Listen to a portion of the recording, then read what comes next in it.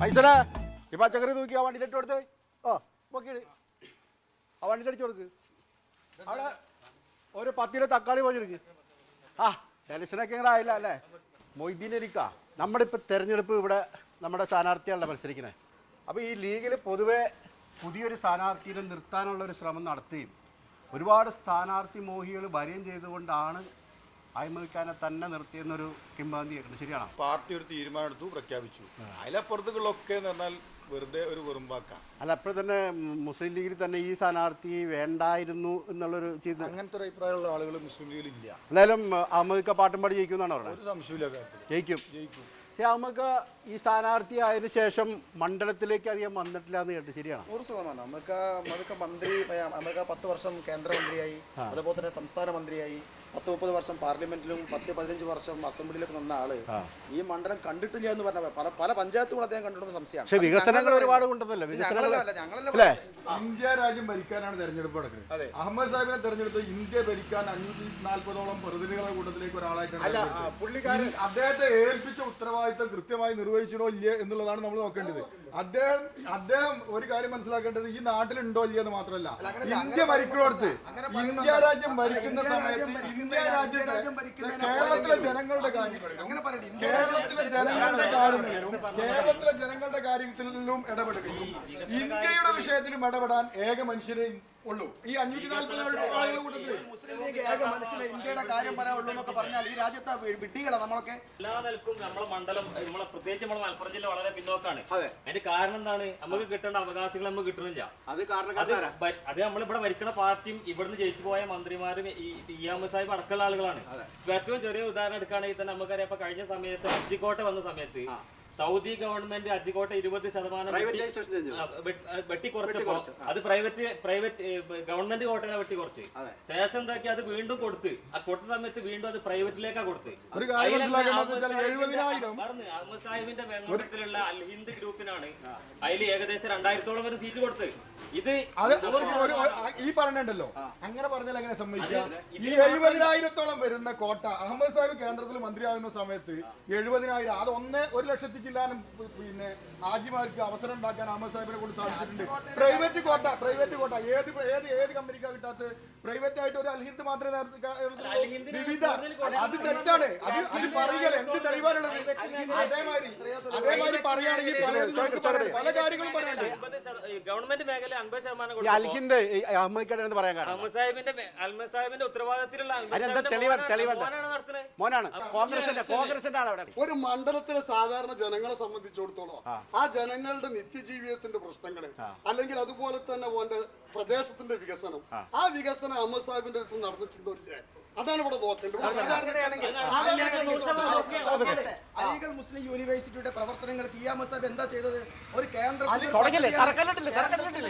ഗവൺമെന്റിന്റെ പദ്ധതിയാണ് അലിഗഡ് മുസ്ലിം യൂണിവേഴ്സിറ്റി. ഒരു MP എന്ന രീതിയിലും ഒരു കേന്ദ്രമന്ത്രി എന്ന നിലയിലും അലിഗഡ് മുസ്ലിം യൂണിവേഴ്സിറ്റി കിട്ടാനുള്ള എല്ലാ ആനുകൂല്യങ്ങളും അഹമ്മദ് സാഹിബ് കൊണ്ടുവന്നിട്ടുണ്ട്. അഹമ്മദ് സാഹിബ് കേന്ദ്രമന്ത്രി ആയതിനു ശേഷം നമ്മുടെ ഈ കേരളത്തിലെ റെയിൽവേ, അതുപോലെ തന്നെ അദ്ദേഹം വിദേശകാര്യമന്ത്രിയായ സമയത്ത് നിരവധി രാജ്യങ്ങളിൽ 19 ട്രെയിൻ പുള്ളി അനുവദിച്ചു.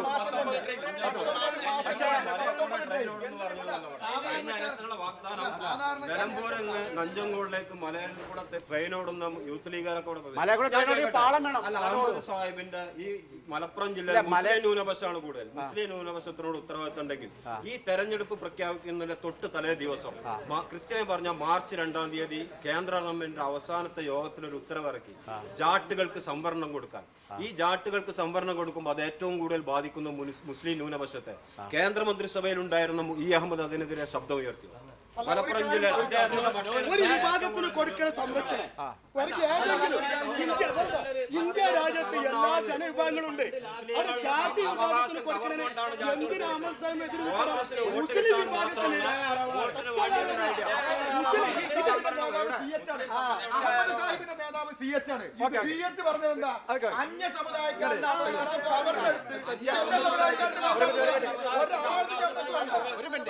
നിങ്ങളുടെ സ്ഥാനാർത്ഥി മത്സരിക്കുന്നുണ്ടോ? ആപ്പിന്റെ സ്ഥാനാർത്ഥി മത്സരിക്കുന്നുണ്ടോ? എത്ര വോട്ട് ഈ മണ്ഡലത്തിൽ കിട്ടും?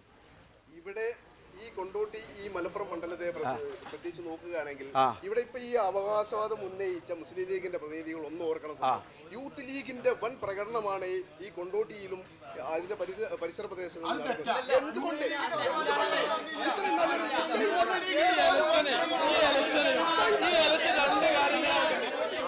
ആവേശം എല്ലാവർക്കും ഉണ്ട്. പക്ഷെ ഇങ്ങനെ പറഞ്ഞിട്ട് ഒരു കാര്യമില്ല. പ്രതിപക്ഷ ബഹുമാനം കാണിക്കുക. ചർച്ചകൾ വളരെയധികം ചൂടേറിയ വാദപ്രതിവാദത്തിലേക്ക് നീങ്ങിക്കൊണ്ടിരിക്കുകയാണ്. ഈ സമയത്ത് നമുക്ക് ചോദിക്കാനുള്ളത്, ഇവിടെ SDP-യുടെ മണ്ഡലം സെക്രട്ടറി ഉണ്ട്. നിങ്ങളുടെ കാൻഡിഡേറ്റ് ഇവിടെ മത്സരിക്കുന്നുണ്ട്. ഉണ്ട്. ഓക്കെ.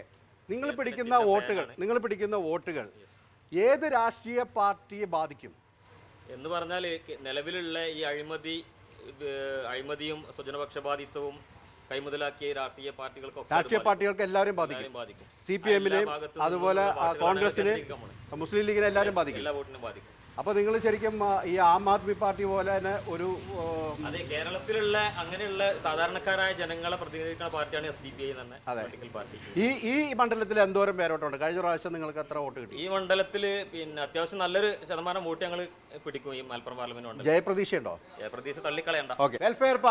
വെൽഫെയർ പാർട്ടിയുടെ സ്ഥാനാർത്ഥി മത്സരിക്കുന്നുണ്ട്. എന്ത് പോളിസിയുടെ പേരിലാണ് നിങ്ങൾ മത്സരിക്കുന്നത്? വെൽഫെയർ പാർട്ടിയുടെ സ്ഥാനാർത്ഥിയുടെ പേര് പ്രൊഫസർ ഇസ്മായിൽ അതെ എന്ന ആളാണ് മത്സരിക്കുന്നത്. അതെ. ഇവിടെ നമ്മൾ മത്സരിക്കുന്നത് നിലവിലുള്ള വർഷങ്ങളായിട്ട് പതിറ്റാണ്ടുകളായിട്ട് അഴിമതിയും പിന്നെ സ്വജനപക്ഷപാതം അത് തന്നെയാണ് പുള്ളിയും പറഞ്ഞത്. അതെ, അത് തന്നെയാണ് നമുക്കും പറയാനുള്ളത്. അപ്പോൾ നിങ്ങൾ ഒരുമിച്ചാ പോരാ? അല്ല, ഒരിക്കലുമല്ല. അതിനപ്പുറത്ത് വേറെയും ചില തത്വങ്ങളും പിന്നെ ഫിലോസഫി ഉണ്ട്. നിങ്ങൾ മുരിങ്ങക്കോലും മുരിങ്ങക്കോലും പോലെയല്ല, ഒരുമിക്കില്ല. അതെ. ക്ഷേമരാഷ്ട്രം സംസ്ഥാപിക്കാൻ വേണ്ടി അതൊക്കെ നമ്മുടെ ആഗ്രഹമാണ്, എല്ലാവരുടെയും ആഗ്രഹമാണ്. അതുകൊണ്ടാണ് ഞങ്ങൾ അങ്ങനെ ഒരു സ്ഥാനാർത്ഥിയായിട്ട് മത്സരിക്കാൻ പോകുന്നത്. പക്ഷെ അങ്ങനെ മത്സരിക്കാൻ നമുക്ക് ഇവിടെ കഴിയാത്തൊരവസ്ഥ ഉണ്ട്. BJP-യുടെ സ്ഥാനാർത്ഥി മത്സരിക്കുന്നുണ്ട്. നമ്മുടെ ജില്ലാ സ്റ്റേറ്റ് നേതാവ് തന്നെയാണ് മത്സരിക്കുന്നത് അല്ലേ? എത്രത്തോളം കഴിഞ്ഞ പ്രാവശ്യത്തെ നിങ്ങളുടെ ഇലക്ഷനിൽ അതിനു മുമ്പ് പിടിച്ച വോട്ടിനേക്കാൾ ഒരു 40% വോട്ട് കുറവായിരുന്നു കഴിഞ്ഞ ഇലക്ഷനിൽ. ആ വോട്ടുകൾ പുതിയ വോട്ടുകൾ ഉണ്ടായിരുന്നിട്ടും അത്രയും വോട്ടുകൾക്കിടെ നഷ്ടം സംഭവിച്ചത് എന്താണ്? വോട്ട് മറിച്ചോ? വോട്ട് എന്ന് പറഞ്ഞാൽ ഒരു വ്യക്തിയുടെ കൈവശമുള്ളതാണ്. അവർ ഓരോ വ്യക്തിനും പോയിട്ട് അത് മറിക്കാനൊന്നും കഴിയില്ലല്ലോ. അതൊക്കെ ഒരു പ്രചരണം മാത്രമാണ്, അല്ലാതെ അതിലുള്ള സത്യാവസ്ഥയൊന്നുമില്ല. ഏതായാലും BJP കേരളത്തിൽ ഇപ്രാവശ്യം അക്കൗണ്ട് തുറക്കും. BJP-നെ സംബന്ധിച്ചിടത്തോളം ഞങ്ങൾക്ക് വ്യക്തമായിട്ടുള്ളൊരു കാഴ്ചപ്പാടുണ്ട്. ഇവിടെ ഈ മണ്ഡലത്തിൽ ഏറ്റവും കൂടുതൽ പ്രശ്നങ്ങൾ ഉണ്ടാക്കുന്ന ഒരു സംഭവം എന്ന് പറഞ്ഞു കഴിഞ്ഞാൽ എയർപോർട്ടുമായിട്ട് ബന്ധപ്പെട്ട കുടിയൊഴിപ്പിക്കലിന്റെ പ്രശ്നങ്ങളുണ്ട്. അതിലെ BJP മറ്റേ ഇവിടെയുള്ള പരിസര സ്ഥലത്തുള്ള ജനങ്ങൾക്കൊപ്പം എപ്പോഴും BJP നിലയുറപ്പിച്ചിട്ടുണ്ട്. ഇവിടെ കേന്ദ്രത്തില് അധികാരത്തിൽ മോഡിയുടെ സർക്കാർ വരികയാണെങ്കിൽ തന്നെ ഞങ്ങളുടെ സമ്മർദ്ദം വളരെ അവിടുത്തെ പരിസരവാസികൾക്ക് വേണ്ടിയിട്ടുണ്ട്.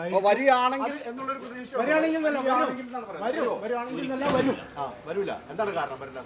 ഇപ്പോൾ BJP-ക്ക് എതിരായിട്ടുള്ള ഒരു തരംഗമാണ് രാജ്യത്തൊട്ടുക്ക് നടന്നുണ്ട്. എന്തുകൊണ്ട് അങ്ങനെ പറയാം? പ്രത്യേകിച്ച് നരേന്ദ്രമോദി എന്ന് പറയുമ്പോൾ തന്നെ ഒരു നരഭോജിയുടെ ഒരു കാഴ്ചപ്പാടാണ് ജനങ്ങൾക്കിടയിൽ, പൊതുസമൂഹത്തിനുള്ള ജനങ്ങൾക്കുണ്ട്. കാരണം ജനങ്ങളുടെ മുമ്പിൽ ഒരു ഗുജറാത്തി എന്നുള്ള ഒരു കലാപത്തിൻ്റെതായുള്ള ഒരു പൊതുവായിട്ടുള്ള ഒരു ഭീതിയുണ്ട്.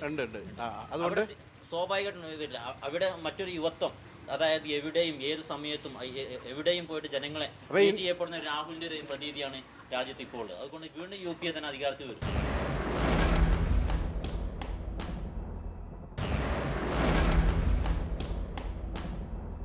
മുന്നൂറോളം മണ്ഡലങ്ങളിലാണ് കോൺഗ്രസ് മത്സരിക്കുന്നത്.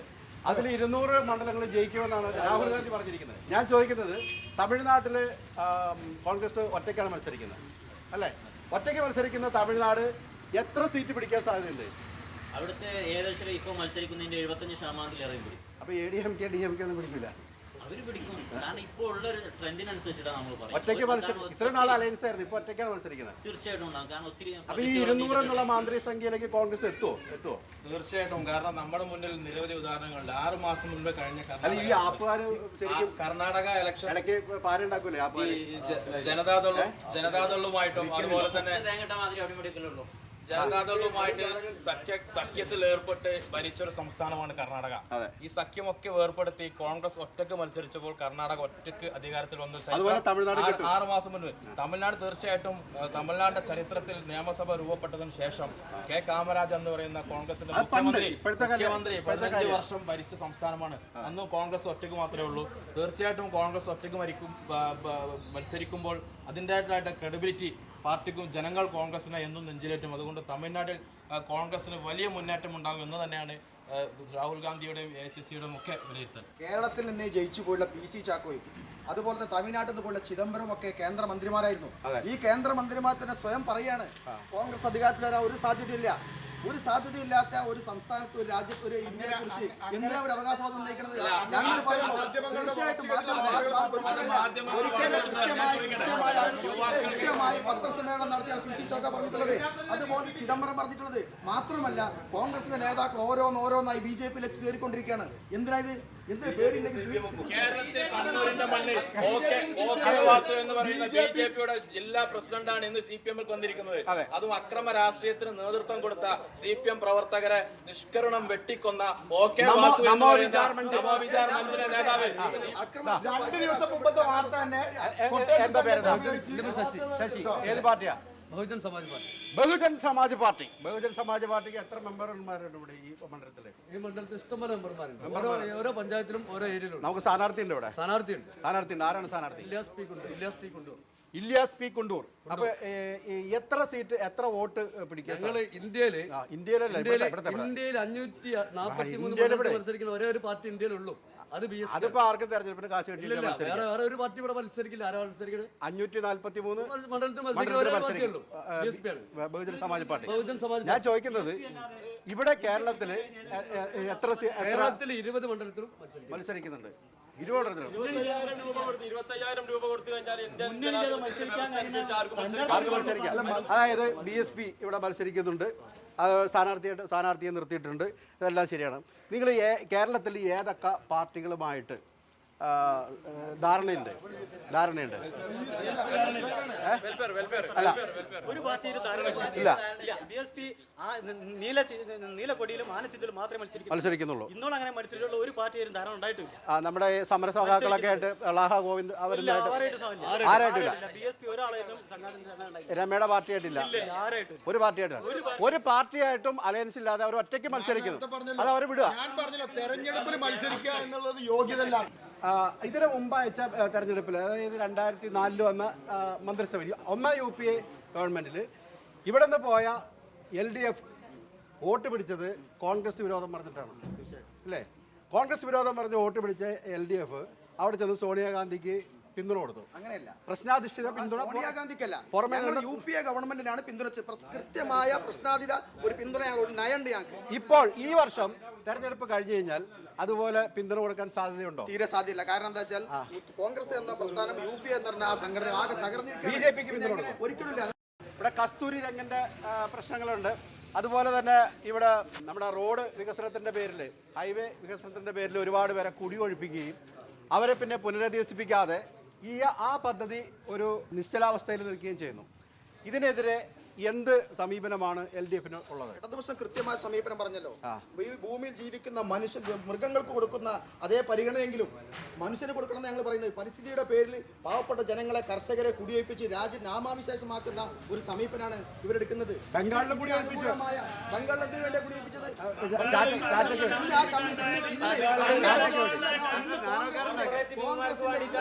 കോൺഗ്രസിന്റെ എല്ലാ അന്വേഷണ കമ്മീഷനും അന്വേഷണ കമ്മീഷൻ മുഴുവൻ പറയുന്നത് ഈ കലാപം മുഴുവൻ ഉണ്ടാക്കിയതാരാ?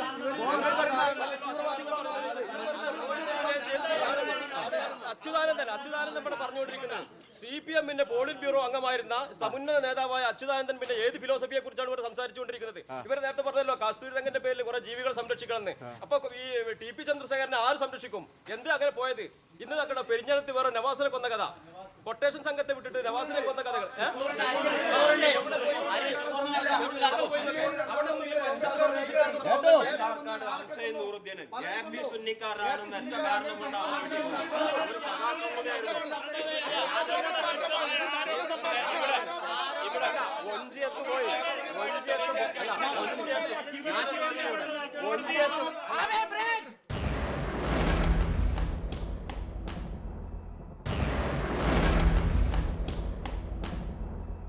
രാഷ്ട്രീയമാകുമ്പോൾ ആരോപണ പ്രത്യാരോപണങ്ങൾ ഉണ്ടാകും.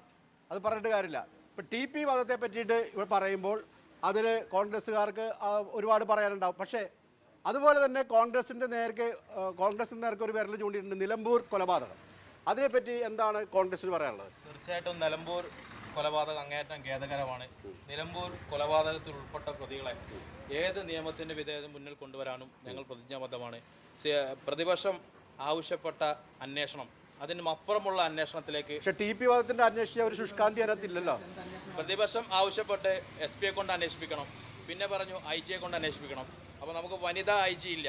അതുകൊണ്ടാണ് സന്ധ്യയുടെ അതിന് മുകളിൽ റാങ്കിലുള്ള അന്വേഷണ ഉദ്യോഗസ്ഥയെ കൊണ്ട് നിലമ്പൂർ വനിതാ IG മാത്രം അന്വേഷിച്ചാലേ തെളിയുള്ളൂ. വനിത വേണമെന്ന ആവശ്യം പ്രതിപക്ഷത്തിന്റെ ആവശ്യമാണ്. പ്രതിപക്ഷം ആവശ്യപ്പെട്ട രീതിയിലുള്ള അന്വേഷണം നടക്കുന്നുണ്ട്. ഇനി പ്രതിപക്ഷം CBI ആണ് അന്വേഷിക്കാൻ വേണ്ടത്. ആളെ കൊല്ലണതിന്റെ പേരിൽ CPM വിമർശിക്കുന്നത് ശരിയല്ല. CPM സംബന്ധിച്ചിടത്തോളം തൊഴിലാളി വർഗ സർവാധിപത്യത്തിൽ നിന്ന് കൊലയാളി വർഗ സർവാധിപത്യത്തിലേക്ക് മാറിയ പാർട്ടിയാണ്. 50 ആളുകളെ ക്രിമിനലുകളായിട്ട് ജയിലിൽ കൊണ്ടപ്പോൾ 2000 ക്രിമിനലുകളെ ഒന്നിച്ചു കൊണ്ടുവന്ന് പാർട്ടിയിൽ ചേർത്തിട്ട് അഭിമാനപൂർവ്വം നടക്കാൻ ഇപ്പൊ കമ്മ്യൂണിസ്റ്റുകാർക്ക് മാത്രമേ ഈ രാജ്യത്ത് കഴിയുള്ളൂ. ഈ രാജ്യത്തിനുള്ള എല്ലാ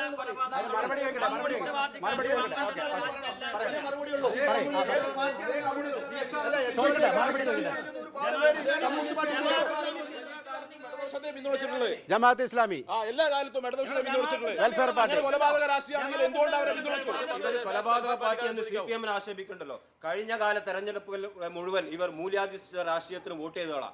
അതിൽ 20 സ്ഥാനാർത്ഥികൾ 18 CPM സ്ഥാനാർത്ഥികൾക്കാണ് ഇവർ വോട്ട് ചെയ്തത്. എന്തിനാ കൊലപാതകർക്ക് വോട്ട് ചെയ്തത്?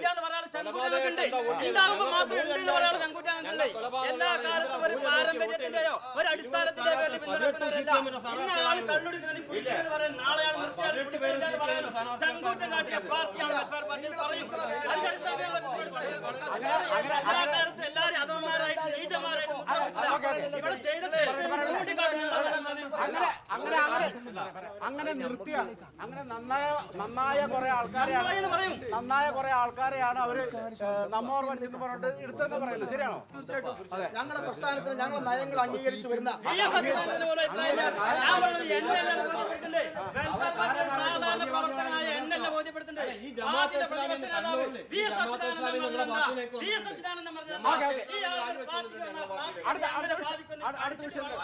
നമ്മുടെ ഒരു MP എന്നുള്ള നിലയിൽ നമ്മുടെ മണ്ഡലത്തിൽ അദ്ദേഹത്തിന്റെ തുക, അതായത് വിനിയോഗിക്കേണ്ട തുക മുഴുവനും വിനിയോഗിച്ചു എന്ന് പറയാൻ പറ്റുമോ? എത്ര ശതമാനം?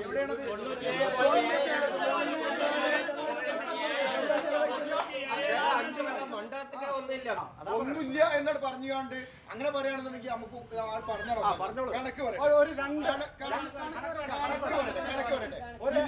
ഈ അഹമ്മദ് കൊണ്ടുവന്ന ഈ മുഹമ്മദിന്റെ നേട്ടങ്ങൾ ഞാൻ മാത്രം പറയാം. രണ്ട് നേട്ടം. ഏറ്റവും പ്രധാനമായും മലബാറിലെ ജനങ്ങൾക്ക് ഏറ്റവും കൂടുതൽ ആശ്വാസകരമായ ഒരു സംഭവമാണ്. ഇന്ത്യയിൽ പാസ്പോർട്ട് ഓഫീസ് ഇല്ലാത്ത സംസ്ഥാനമുണ്ട്. മലപ്പുറത്ത് പാസ്പോർട്ട് അനുവദിക്കുന്നതിന് നേതൃത്വം കൊടുത്ത ആൾ ഈ അഹമ്മദാണ്.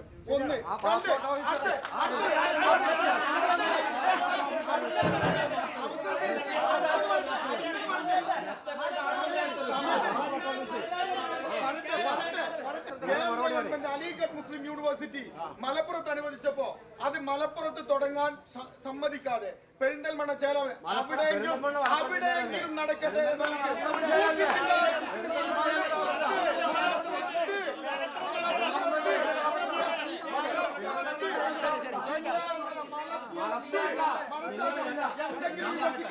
പറയുന്നത് കേൾക്കണം.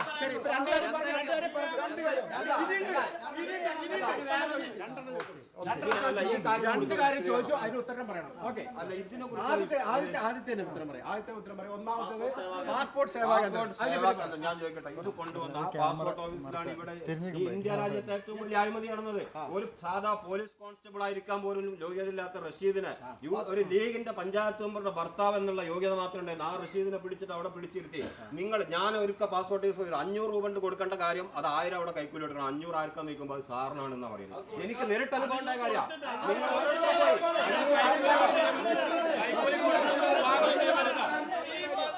ഈ മണ്ഡലത്തിൽ ഒരു വികസനം ഇല്ലാന്ന് പറയുന്നേ. ഈ ജില്ലയിലൊന്ന് എല്ലാ ഉൾനാടുകളിലും വാഹനമെടുത്ത് നടക്കട്ടെ.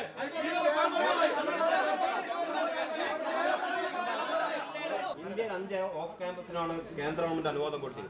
അതിൽ 2 എണ്ണം മാത്രമേ നടപ്പാക്കിയിട്ടുള്ളൂ, നിലവിൽ വന്നിട്ടുള്ളൂ. ഒന്ന് കേരളത്തിൽ, പിന്നെ VS അച്യുതാനന്ദന്റെ ഗവൺമെന്റ്, ഒന്ന് ബംഗാളിൽ ഞങ്ങൾ ഭരിച്ച സമയത്തും. ഞാൻ അത് മുഴുവൻ പറഞ്ഞോട്ടെ. ഇവർ അന്ന് യൂത്ത് ലീഗർ 52 ദിവസം മലപ്പുറം കളക്ടറേറ്റിന്റെ മുമ്പിൽ പിക്കറ്റിംഗ് നടത്തി. എന്തായിരുന്നു ആവശ്യം എന്ന് പറയാം? ഈ അലിഗഡ് ഓഫ് ക്യാമ്പസ് പാണക്കാട്ടേക്ക് മാറ്റണമെന്ന്. അന്ന് ഞങ്ങൾ പറഞ്ഞതല്ല, ഇതൊരു പൊതുവായ സ്ഥലത്ത് വേണം. അത് പറയാൻ കാരണം ഉണ്ടായിരുന്നു. ഇന്നിപ്പോ ഇഫ്ലോ ക്യാമ്പസ് കിടക്കുന്നത് ഞാൻ എന്റെ ഗുണം പറഞ്ഞു. ഇഫ്ലോ ക്യാമ്പസ് കിടക്കുന്നത് പാണക്കാടാണ്. 156ഓളം ഏക്കർ എടുത്തിട്ട് അതിന്റെ ചുറ്റുപാടുള്ള ഏക്കർ സ്ഥലമൊക്കെ കുഞ്ഞാലിക്കുട്ടി പാണ്ടിക്കടവത്ത് തറവാട്ടുകാർന്നാണ്. 156 ഏക്കർ എടുത്തിട്ട് അവിടെ ഒരു ട്യൂട്ടോറിയൽ കോളേജ് പോലും തുടങ്ങാനൊന്നും കഴിഞ്ഞിട്ടില്ല. അലിഗഡ് ഓഫ് ക്യാമ്പസിൽ ഒരു കുട്ടിക്ക് ഇന്റർവ്യൂവിന് വേണമെങ്കിൽ ഇന്ന് അലിക്കോട്ടിൽ പോകേണ്ട അവസ്ഥയാണ്. ഞങ്ങളെ MA ബേബി വിദ്യാഭ്യാസ മന്ത്രി ഉണ്ടായിരുന്നാണ് ശശികുമാറിന്റെ 348 ചില്ലാണ് ഏക്കർ അവിടെ എടുത്തു കൊടുത്തത്. എന്നിട്ട് എന്ത് ഒരാളെ നടത്തി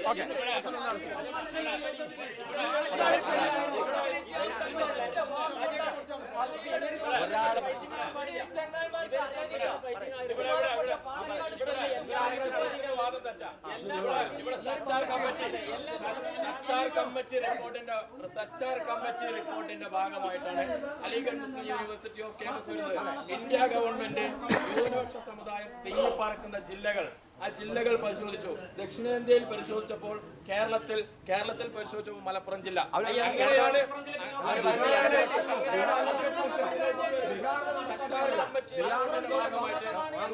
സമുദായത്തെ വിദ്യാഭ്യാസപരമായി കൈപിടിച്ചു ഉയർത്തുന്നതിന് വേണ്ടി കോൺഗ്രസ് ഗവൺമെന്റ് നടപ്പിലാക്കിയ പദ്ധതിയാണ്.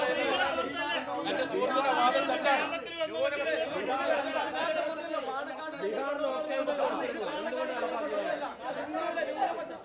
അവികസിത സംഭവിക്കാൻ വേണ്ടിട്ട് അന്വേഷണം നടത്താൻ വേണ്ടിട്ട് ജസ്റ്റിസ് സച്ചാറിനെ നിയോഗിച്ചു. ആ സച്ചാർ കമ്മീഷൻ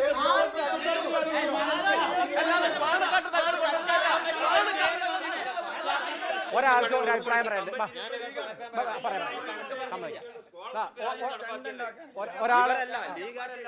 ഒരൊറ്റ വർത്താനം പറഞ്ഞോട്ടെ. 42 ലക്ഷത്തോളം ജനങ്ങളുള്ള സ്ഥലമാണ് മലപ്പുറം ജില്ല. അതെ. ഈ മലപ്പുറം ജില്ലയിൽ UDF ഭരിക്കണോ ഭരിക്കണ്ടേ എന്ന് തീരുമാനിക്കണം ഇവിടെ മുസ്ലിം ലീഗാണ്.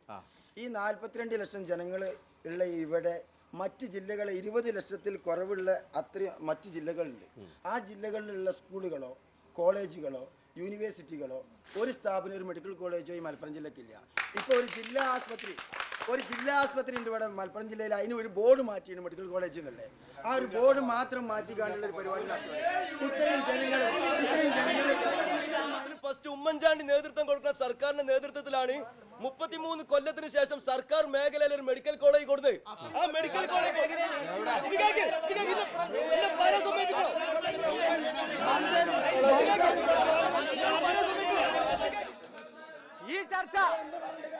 ഈ ചർച്ച ഇവിടെ കൊണ്ടൊന്നും തീരില്ല.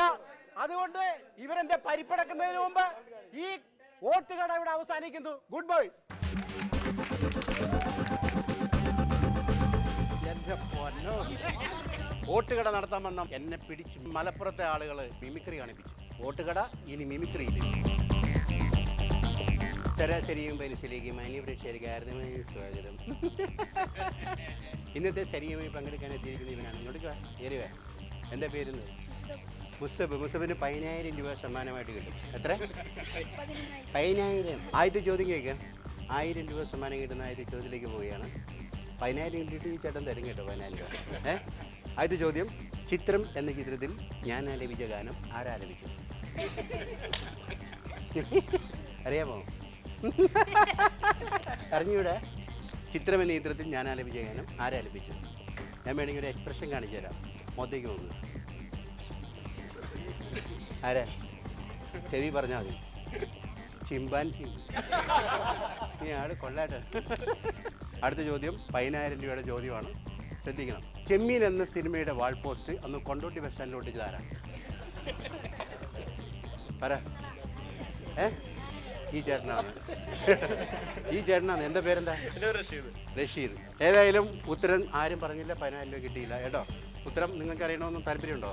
പറഞ്ഞുതരാം. ശശി.